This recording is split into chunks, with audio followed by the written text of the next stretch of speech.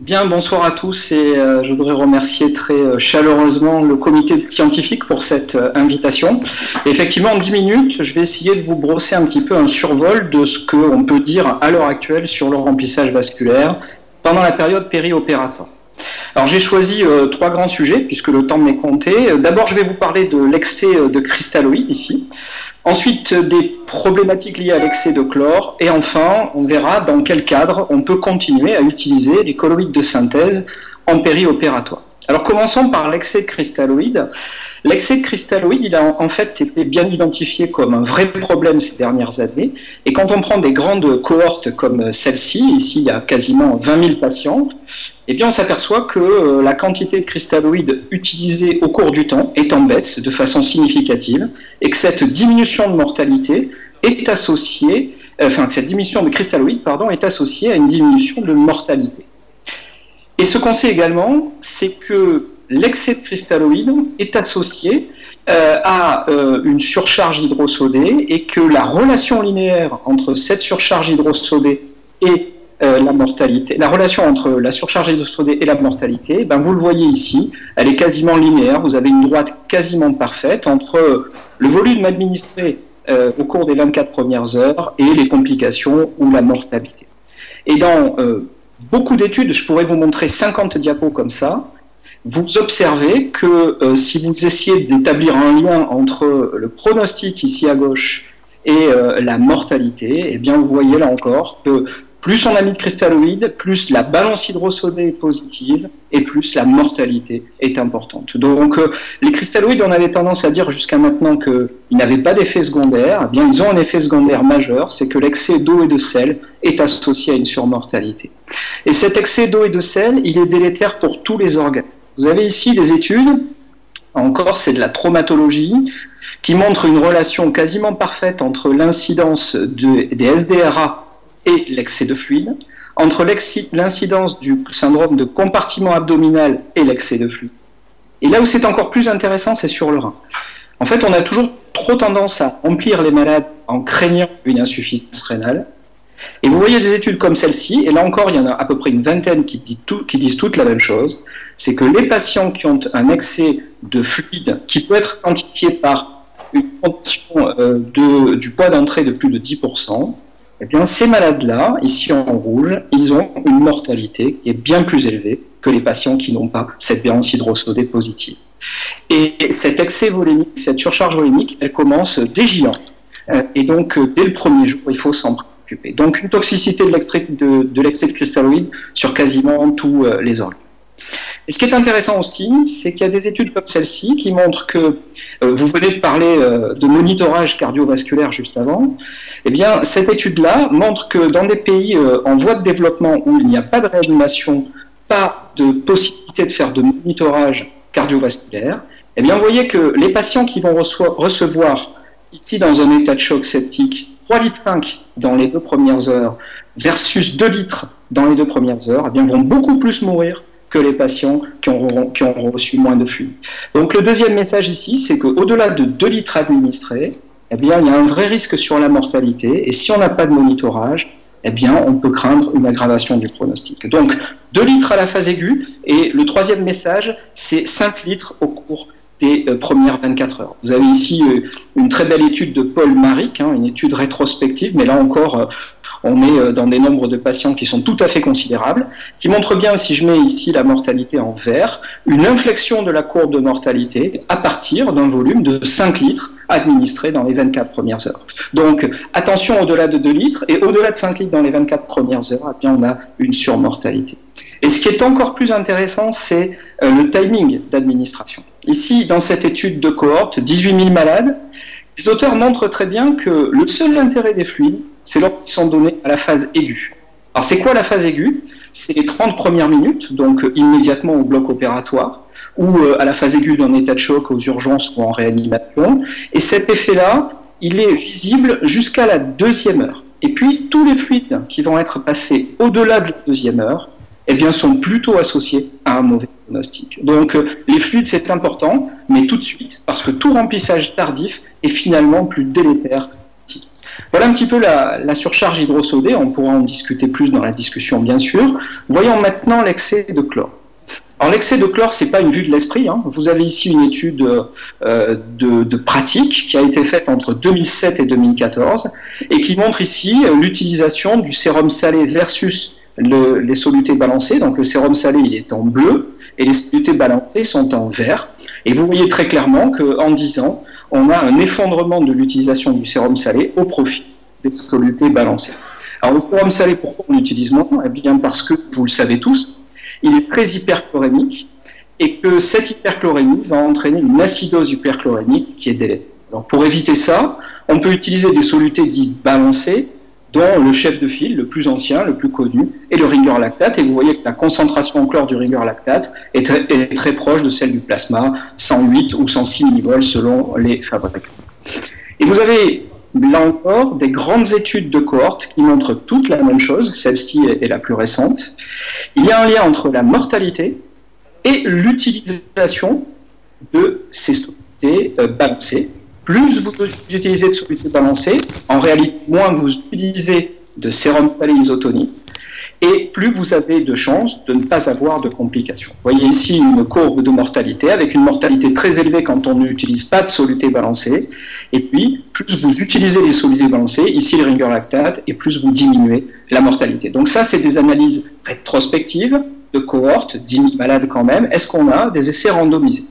Eh bien oui, on a des essais randomisés, et le premier essai randomisé, c'est le seul que je vais vous montrer, mais il y en a d'autres, montre que lorsque sur 33 000 malades de réanimation, je décide de ne faire que du salé en rouge ou que des solutés balancées en bleu, eh bien la première constatation, c'est que si je n'utilise que du salé, vous voyez que les chlorémies des patients sont significativement plus élevées qu'avec les solutés balancées, que les bicarbonates des patients qui reçoivent du salé sont plus bas. Donc les patients qui ne reçoivent que du salé font bien des acidoses hyperchlorémiques. Et cette acidose hyperchlorémique, elle va avoir un effet délétère immédiat sur la fonction rénale. Ici, l'objectif principal de cette étude, c'était les événements rénaux, c'était un score composite d'événements rénaux, hein, c'était tous les événements rénaux poulés. Donc c'est largement en faveur des solutés balancées. Et sur le nombre d'épurations extra-rénales, eh bien là encore, on retrouve un effet favorable des solutés balancées. Donc on a bien l'idée que ces solutés balancées ont un intérêt en termes d'éviter l'hyperchlorémie. Il y a un chiffre qu'il faut retenir, c'est 110 de chlorémie. En fait, cette étude-là, mais d'autres études de cohorte le montraient bien avant, montre que lorsqu'on s'approche de 105, 110 de chlorémie, eh bien les ennuis commencent, et ces ennuis, ils sont essentiellement rénaux. Je vous l'ai montré tout à l'heure, il y a un lien entre l'hyperchlorémie et l'insuffisance rénale.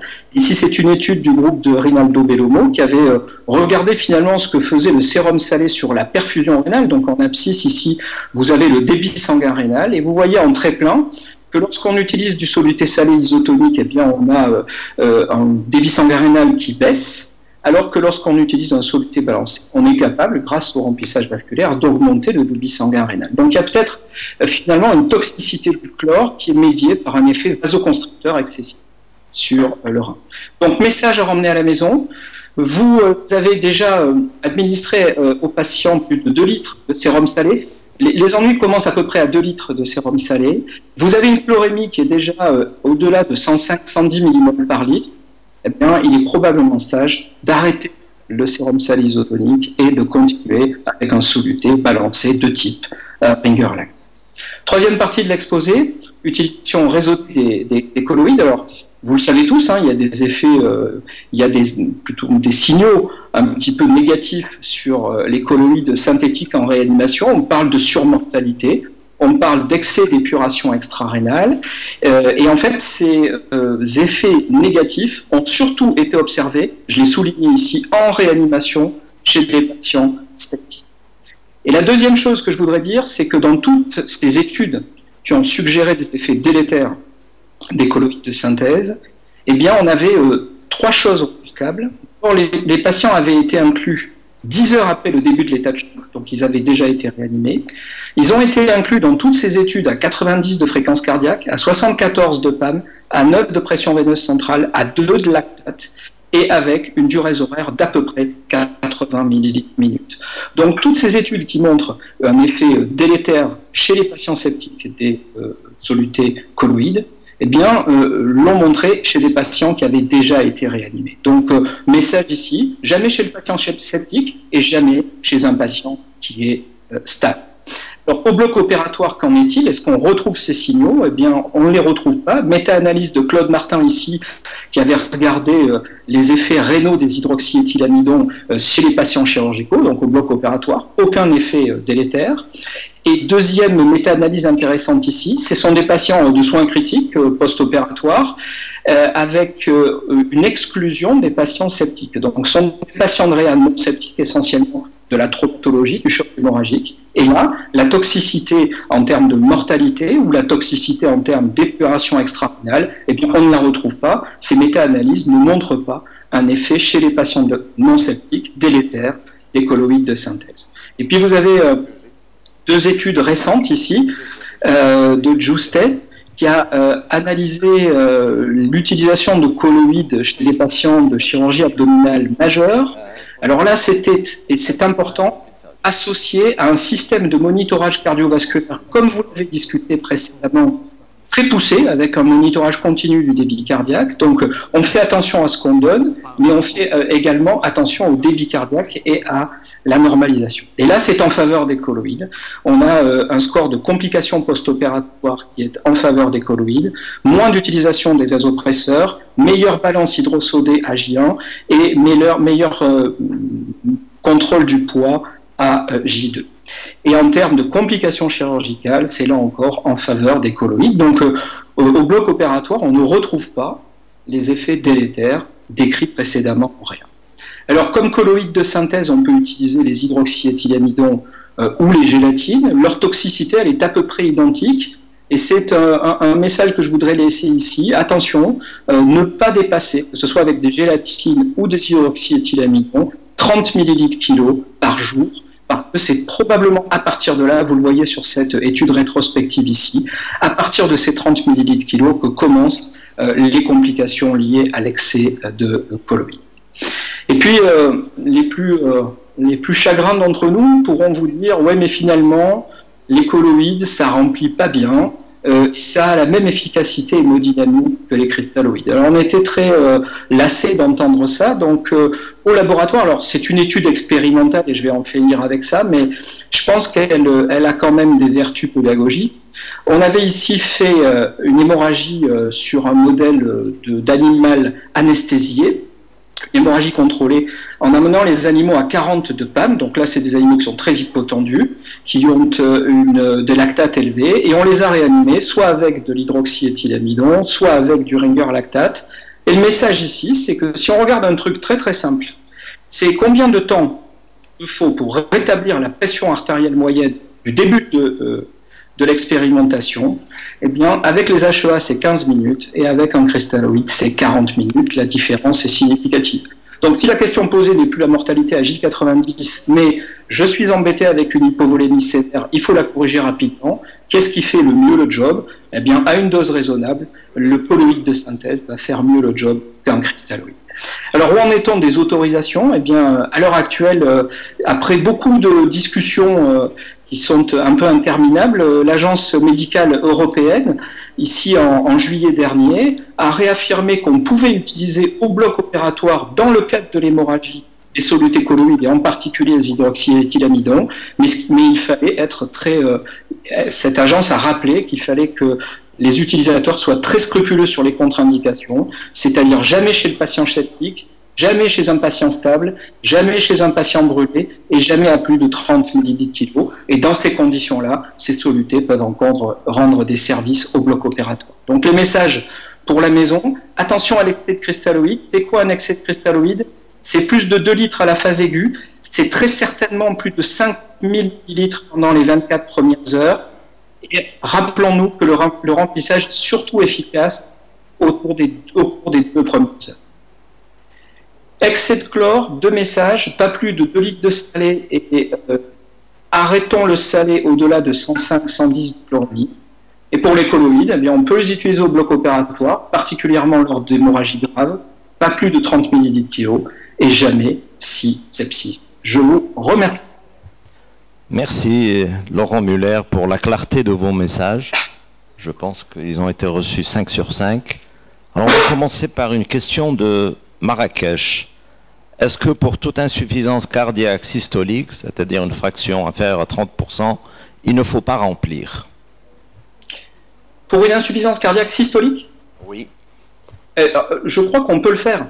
La fraction d'éjection ne contraint pas un remplissage, mais par contre, on ne peut pas le faire sans monitorage du débit cardiaque. Il faut faire la chose suivante. Vous mesurez un volume d'éjection, un débit, un index, une ITV sous-aortique. Vous administrez un petit volume de fluide. Donc une épreuve de remplissage, vous pouvez la faire avec 100 cc, c'est le mini challenge. Vous pouvez le faire avec 250 cc. Et si le patient, malgré sa FEVG basse, augmente de 15% son débit, son ITV, son volume d'éjection, c'est qu'il est répondeur. Et là, vous pouvez continuer à le remplir. Si par contre, vous voyez que ce patient-là, après un bolus de fluide, n'augmente pas son ITV, eh bien, ça veut dire que le remplissage n'est pas la solution chez ce patient. On a le droit d'être insuffisant cardiaque et hypovolémique. Très bien. Alors, colloïde en neurochirurgie, quelle place et quel colloïde? Alors, colloïdes en neurochirurgie, le risque, bien évidemment, c'est le saignement, puisque les colloïdes ont été, notamment les hydroxyéthylamidons, accusés d'induire une coagulopathie acquise de type maladie de von Willebrand. Alors, je n'ai pas montré les diapos, mais vous avez une étude rétrospective menée sur près de 5000 malades en neurochirurgie réglée, qui a bien démontré qu'il n'y a pas de signal de sursaignement clinique chez les patients de neurochirurgie opérés pour une chirurgie anévrismale lorsqu'ils ont reçu des hydroxyéthylamidons. Mais j'insiste là-dessus, la toxicité, enfin en tout cas les effets secondaires, ils sont dose dépendants, et donc en neurochirurgie comme ailleurs, on peut les utiliser, mais il faut bien respecter la dose de 30 ml kg 24 heures. Oui, alors qu'en est-il des solutés de remplissage cristalloïdes en neurochirurgie? Alors, en neurochirurgie, il y a une chose à éviter probablement, c'est le ringer lactate. Je vous ai beaucoup parlé de ringer lactate. Ce que je n'ai pas eu le temps de dire, c'est que le ringer lactate a une concentration en sodium qui est proche de 130 millimoles par litre. Donc, il va induire une hyponatrémie.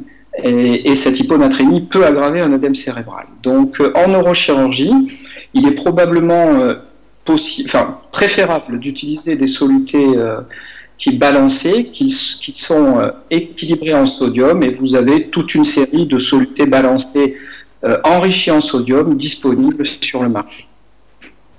D'accord. Alors, une question de Fès maintenant. Difficile de conclure sur l'étude zambienne. Les patients ayant reçu le plus de remplissage ne sont-ils pas à la base des plus graves? Le Doppler rénal serait-il intéressant pour guider le remplissage? Donc, 2 questions en une.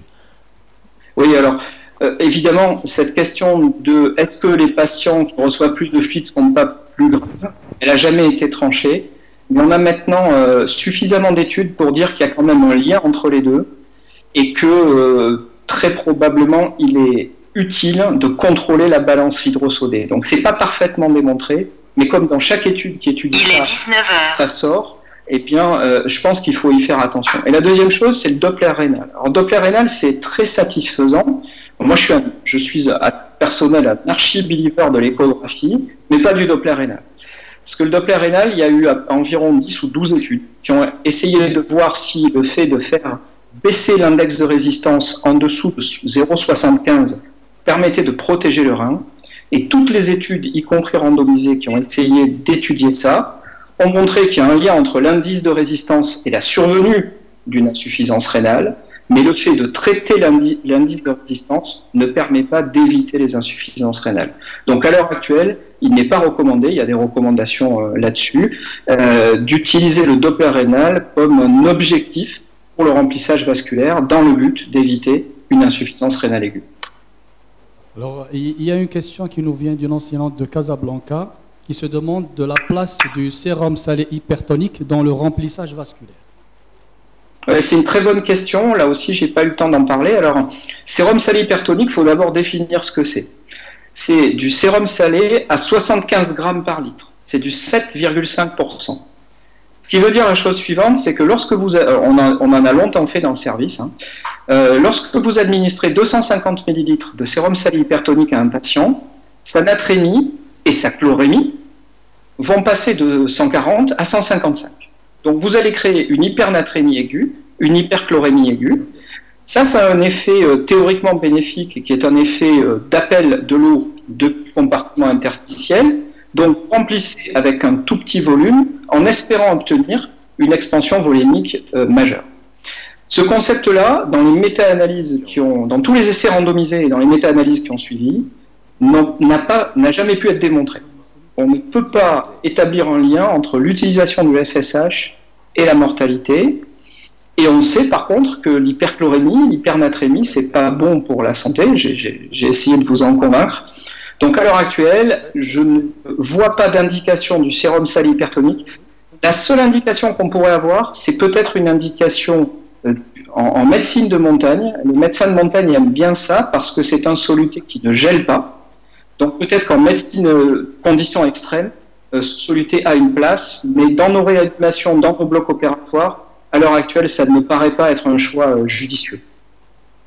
Alors, dans le même ordre d'idées, maintenant qu'on est contraint avec les problèmes de remplissage, les cristalloïdes, les colloïdes de synthèse, alors est-ce que l'albumine va percer sa place comme colloïde naturel? Alors l'albumine, c'est un peu plus compliqué et finalement un peu plus simple. Alors, je vais essayer de faire simple. L'albumine à 4%, dans le but de l'utiliser en lieu et place des colloïdes de synthèse, c'est probablement une mauvaise idée parce que son effet volémique est quand même inférieur aux colloïdes de synthèse et c'est très cher. Le seul intérêt à peu près démontré, dans l'étude Albios notamment, qui est une étude qui avait testé albumine versus salé pour essayer d'améliorer la mortalité, qui est une étude négative, pas d'effet sur la mortalité de l'albumine, avait montré dans ses effets, dans ses objectifs secondaires, un gain en termes de durée d'état de choc, de durée de ventilation mécanique. Et dans cette étude, ce qui était très intéressant, c'est que les auteurs n'ont pas utilisé l'albumine comme un soluté de remplissage, mais ont utilisé de l'albumine à 20% dans le but de corriger l'albuminémie à une cible de 25 à 30 mg par litre. Donc, à 30 grammes par litre, pardon. Donc, je crois que l'albumine, sa seule place, c'est non pas pour remplir, mais pour corriger l'albuminémie chez les patients les plus hypoalbuminémiques, dans le but, encore une fois, d'atteindre 25 à 30 grammes par litre. Donc, dans le service où je travaille, mais on n'a pas une référence du tout, on utilise plus de 4% et on utilise beaucoup de 20% dans le but de maintenir l'albuminémie dans les cibles que je viens de décrire. Alors, toujours sur l'albumine, alors il y a un médecin de Sidi Bel Abbas d'Algérie qui se demande de la place de l'albumine chez la femme enceinte au bloc opératoire. Alors, je ne suis pas spécialiste de l'anesthésie obstétricale. À mon sens, au bloc opératoire chez la femme enceinte, il n'y a pas d'indication d'albumine, sauf dans des cas d'hémorragie gravissime, avec un effondrement de l'albuminémie. Et là, on rentre dans les critères que je vous ai dit tout à l'heure, c'est-à-dire dans le cadre d'un choc hémorragique chez une femme enceinte avec un effondrement de l'albuminémie, eh bien, il est peut-être licite de donner de l'albumine concentrée pour essayer de caler l'albumine de la patiente entre 25 et 30 grammes par litre.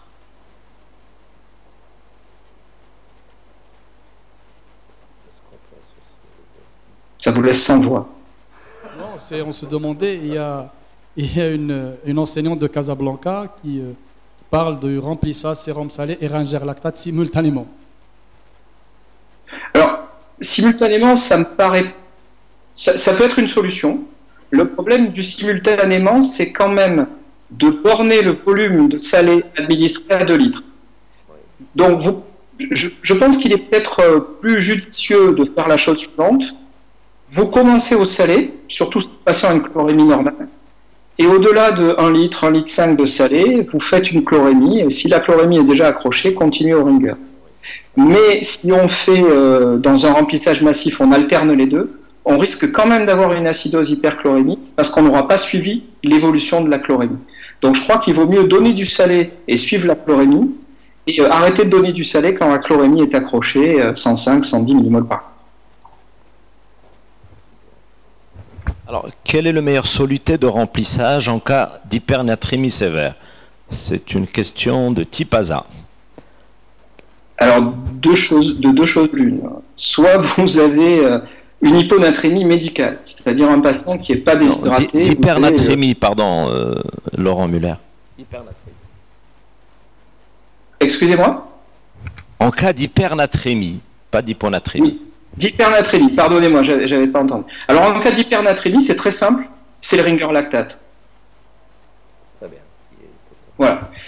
Et dans des cas d'hypernatrémie très sévère, notamment dans la cétoacidose diabétique, vous pouvez utiliser des solutés avec 4 grammes de sel, notamment le polyonique, les solutés déjà préparés par l'industrie qui contiennent 4 grammes de sel par litre et 2 grammes de potassium feront très très bien le job. C'est ce que les anglo-saxons appellent du half saline, hein, du moitié salé. Dans une hypernatrémie sévère, eh bien, on peut, si on a besoin de remplir, hein, j'insiste là-dessus, on peut utiliser ces solutés qui sont des moitiés salés. Par contre, si le patient n'a pas de détresse hémodynamique, le plus simple chez ces malades-là, c'est quand même de l'eau dans la sonde gastrique. Hein. Alors, concernant la chirurgie lourde abdominale, avant, on perfusait 10 millilitres par heure pour les pertes insensibles. Actuellement, on revoit ceci à la baisse. Qu'est-ce que vous en pensez?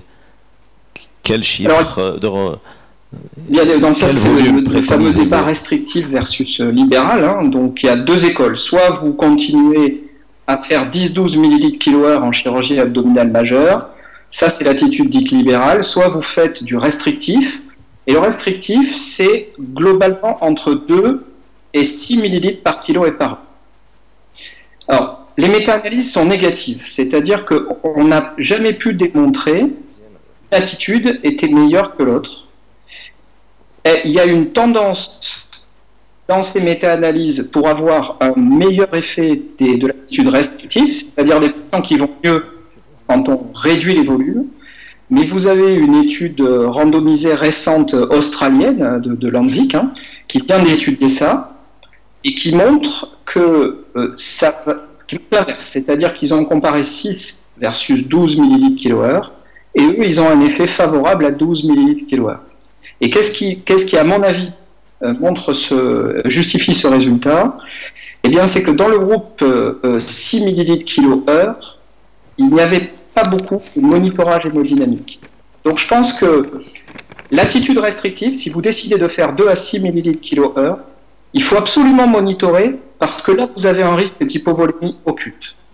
Et donc, on ne peut pas avoir une attitude restrictive sans un monitorage continu du débit cardiaque. Par contre, si vous monitorez, il est probablement inutile d'atteindre 10 à 12 millilitres kilo/heure de perfusion d'entretien. Donc, à titre personnel, je suis plutôt pour des petits volumes et un monitorage hémodynamique continu. Alors, Monsieur Muller, comme vous pouvez le constater, l'excès partout est délétère, l'excès d'oxygène est délétère, l'excès de remplissage est délétère.